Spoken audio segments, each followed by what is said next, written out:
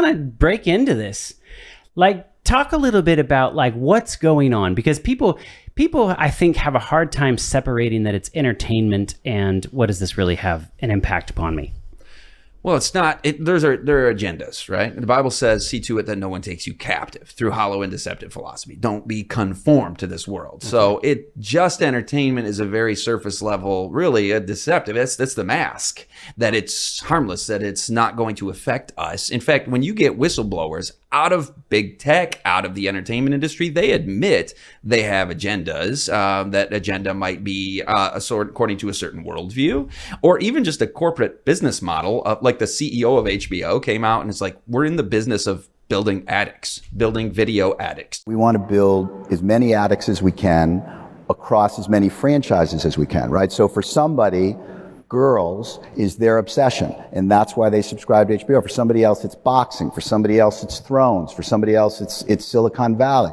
And the key for us is making sure that we're building up addicts over time across our different genres, because unlike David's business, we're not selling advertising, we're selling subscriptions. He just said it just bluntly like that. Addiction is a serious issue. It's a mental health condition in the Diagnostics and Statistics Manual of the psychiatry community. They list media addictions there now. Okay. And then you had the one of the presidents, the first president of Facebook, Sean Parker, founding it with Mark Zuckerberg.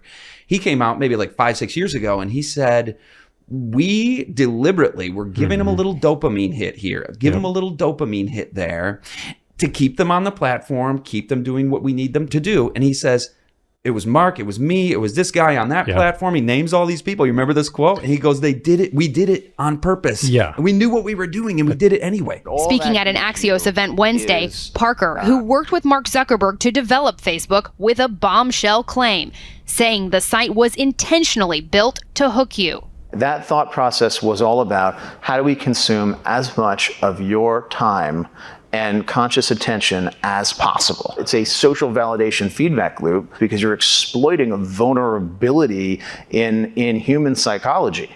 The 38-year-old mogul admits he, along with other pioneers of social media, knew what they were doing. We understood this consciously, and we did it anyway. It literally changes your relationship with society, with each other. It's crazy to think that all those guys too, they were basically in the same class at Stanford. You know, it was called like the Facebook class or something. You have all these Silicon Valley startups and they're listening to I don't remember what class it was, but they were listening to psychology or something about operant conditioning and all these kind of techniques. Yeah, B.F. Skinner. And it just kind of clicked with them like, hey, we could use this for media. And the next thing you know, they're like all billionaires, right?